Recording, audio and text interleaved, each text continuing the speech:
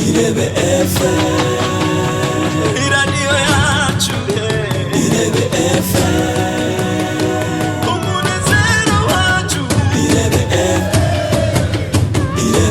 FM, Irebe FM, megahertz 91 n'ibice 4.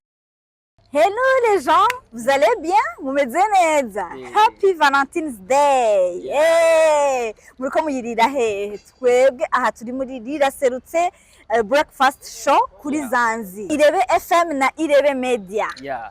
Bonjour mesdames et messieurs, le vent de Buja Flavor. This is Irebe Media, the one of the best for this industry of Buja Flavor. Uyu munsi nayo mwabibonye turi kumwe na abo dukorana muri Irebe FM. Mama mumva ndababarira ati 91 n'ibice 4 mukeya cimba hamwe n'ijana n'ibice 2 mu ntara zose zigize igihugu cyacu cy'u Burundi babaraba bubaho.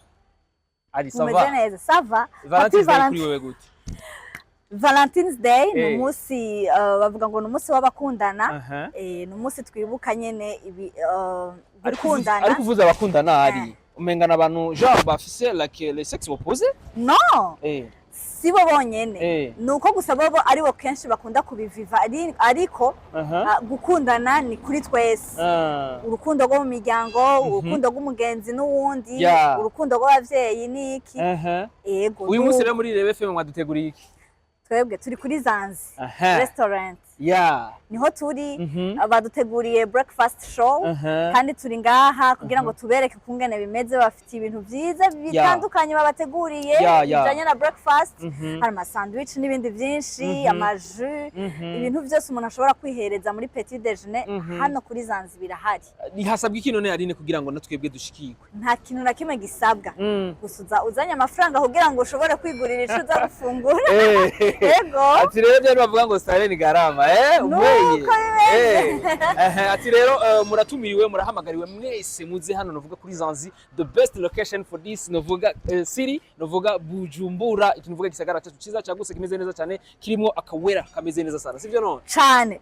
duhamagarira abantu bose abafise abakunzi abafise abavyeyi ushobora kwikumira ngo jengo nta mukunzi ifise hitana umuvyeyi wawe hitana petit frère wawe canke grand frère muze musangire ni mwanya mwiza wo kwicara mukarimbura ivy'iwanyu waba urukundo aho mugeze mu rukundo mu iterambere n'ibindi karibu muri ZANZI restaurant mwifatira ka breakfast kameze neza cyane ari babiteguye neza sana kuko ndabona vraiment hari kandi niko bama bo hameze neza sana kandi kintu gusa bashize hakabijya kubera umunsi mukuru wa Saint Valentin ariko hari ni kibazo cyane baza none umunsi w'abakundana ni 14 gusa no si 14 gusa ahubwo ni itariki baba bashizeho gusa yo kuvyibuka ati rero i breakfast rero ni misi yose kuri ZANZI aka breakfast akamagahari rero yamihari kubwa Saint Valentin gusa oya yamihari uyu munsi gusa bashizeho akabijya hanyuma ikindi kandi kirenze ko ZANZI restaurant irahimbaza imyaka 6 imaze ibayeho rero ivyo byose babikusanirije hamwe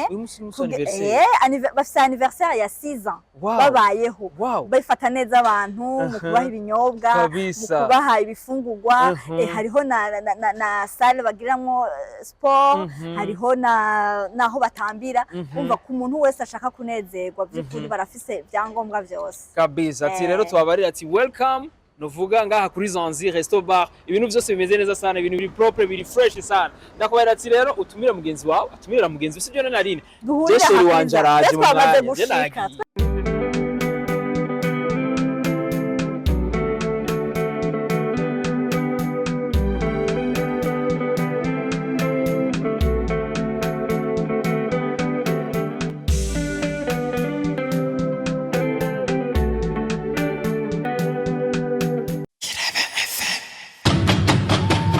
Irebe FM, iradiyo yacu, Irebe FM, umunezero wacu, Irebe FM, Irebe FM, megahertz 91 n'ibice 4.